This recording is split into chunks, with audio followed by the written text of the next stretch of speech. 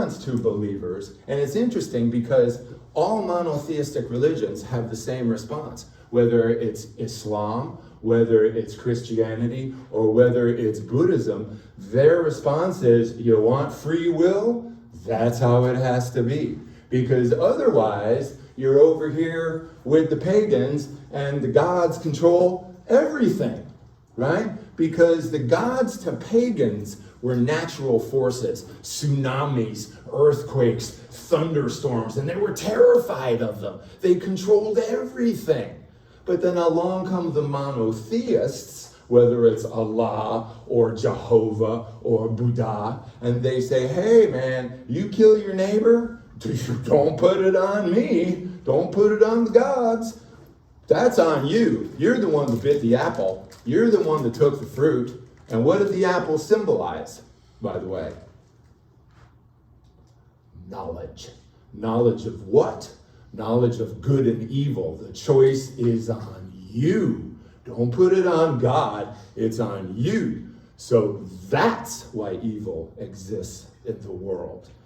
All right, well, that brings us up until the Middle Ages. But why is this a modern film, even though it's set in the Middle Ages? Well, look at the trinity of the structure. You got Yahf, the juggler, right? He's the visionary who has the vision of Mary and the Christ child. He's a believer. He feels it in his heart that God exists, all's right with the world. He feels it, right? He's over here with the horses, the passions, right? Jans, however, the squire, the knight squire, he's a complete atheist. He said, only an idealist could have sent my master on a crusade. This is ridiculous. This is a foolish thing dreamt up by priests to manipulate people, prefiguring opium is the religion of the people. He is not heart, he is all head. He's an atheist. But who is caught in the middle? Our knight. The knight is the agnostic. He says, I, Antonius Block, am in a chess game with death. And then he says, why do I feel God within me in this humiliating way? I call out in the dark, and nobody seems to be there. I don't believe it, but I want to believe. How do I kill God within me? He asked the priest. That's a big line in 1957. And then it's all brought home through imagery.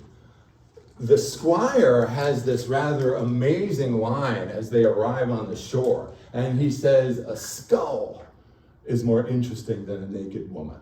He makes that remark to the painter about imagery. Well, how can that be true? Because as usual, the Greeks have identified these two tremendous forces, Thanatos and Eros, right? Thanatos is the death wish. Eros, where we get the English word erotic, is desire for sex, all right? You say, well, how do I have a desire for death? Well, that's any self-destructive behavior, the desire for oblivion. And then, well, how are these two connected? Well, they're connected because we die, and so biologically sex exists to make more people, right? So they are connected. Death, recreation, death, procreation, right? It's a cycle. We see that imagistically in the film. Did you notice this scene? And because they're Swedish, obviously, that's Middle Ages, no diapers on the baby. It'd be hard to make that scene now, right? It's like the Nirvana baby suing them. Unbelievably. They made that guy's life, and now he's, I'm a victim. Oh, please. I'm going to make you a victim, buddy. Anyway, the juxtaposition, right? We have death, all right, in his black cape. We get a close-up of him, and then we get what? Little naked baby's genitalia, all right? We got the cherub next to death. An incredible imagistic juxtaposition of Eros with Thanatos, of sex with death. And here's the kicker. This is why it's such a great film. Because why is it modern? Because even though the knight He doesn't really believe in it. I don't believe in the seventh seal. I don't believe in God. I don't believe in the prophecy. I don't believe in any of it. However, death is real. Death is most certainly real. And suddenly, the knight has his epiphany when death says to him, so, your new little friends here, going through the forest at night, are they? Yeah? You think you're a hotshot? You think you outsmarted me? And the knight has his epiphany. You're not going after them, are you? And clearly, what are their names? Yoth and Maria. They're a stand-in for the Holy Family, right? And what do they need? They need a hero. They need a hero. And this is the beginning of what you have heard called existentialism. Because it really comes from Nietzsche, but then it was also used by Hemingway. The famous Hemingway Code is this, and this is what it makes it modern. Even if God is dead, even if the universe is meaningless, nobody cares. Nothing happens after you die. There will be no reward. There will be no punishment. It's utterly meaningless. Still, that does not excuse you from moral conduct in this life. You still have to step up and be somebody. You still have to step up and be the hero, the heroine. You must make the blood sacrifice. And that is what becomes tragedy. But is that depressing? No, because at that moment, you become what Nietzsche called the Übermensch. German, the Superman, the Superwoman. You become, it's a sad face, but you become the God. Man becomes God. Woman becomes God. She gains size. She makes the sacrifice. She says, even if there is no reward in heaven, it doesn't matter. I will put my body forward. And it's an ancient archetype, whether it's Tyr putting his arm, and he is the human child of Odin, putting his arm in the mouth of the cosmic wolf Fenrir to save all humanity. It's still the blood sacrifice. So now watch, there's only about 40 minutes left in the film as our knight makes his sacrifice. And the last point I want to make here, the real takeaway, is that the big questions in life, what happens after we die? Is there a God? You know, why is there evil? Those big questions, they have small answers. And the small answers are usually the same answers. And that is simply carpe diem. That when you're on a hillside with your friends and you have a bowl of milk and some strawberries, savor that moment, all right?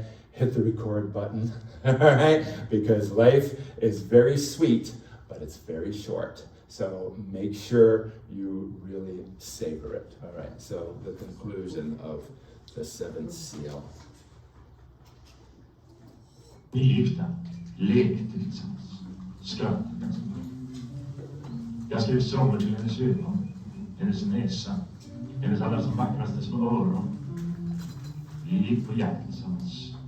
På kvällarna dansade vi, huset var fullt av liv. För det har inte spelat. Tron är ett svårt lidande. Det är som att älska någon som finns där i mörkret, men som aldrig visar sig hur man är nog. Allt det där tycks mig overkligt när jag sitter här tillsammans med dig, Ingmar. Var det plötsligt likgiltigt? Nyser det inte så helt uligt? Jag ska minnas den här stunden. Stillhet med skymning. Skål med smultron. Skål med glöd. Era ansikten i kvällsljus. Mikael som ligger och sover. Jobb med sitt strömspel. Jag ska försöka komma ihåg vad vi talat om. Och jag ska bära det här minnet mellan mina händer. Lika försiktigt som vore det en skål bräddfylld med nymjölkad mjölk.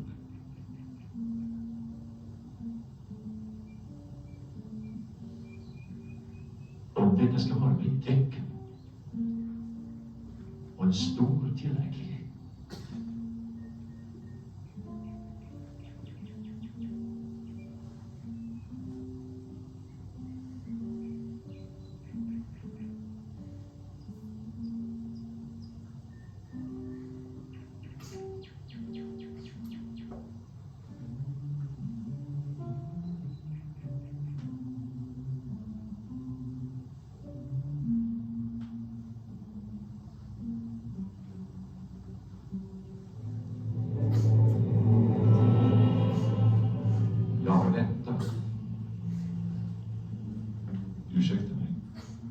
blev en smula uppehållen. Eftersom jag har fått min spelplan för dig så står det till rätt. Varsågod. Det är ditt drag. Varför ser du så nöjd? Det är min hemlighet. Självfallet. Nu slår jag en springare. Det gjorde du rätt i. Har du lurat mig? Ja, visst. Du gick i fällan. Jag ställde dig i schack. Vad skrattar du åt? Bry dig inte om mitt skratt, eller en kung istället. Det är ganska övermodigt. Vårt spel roar mig. Det är ditt drag. Skynda dig, jag har inte bråttom. Jag förstår att du har mycket att bestämma. Men vårt spel kommer inte ifrån. Det får ta sin tid. Du följer gycklarparet till skogen i natt. De där som heter Joff och Mia. Var det inte så? Varför frågar du det? För ingenting.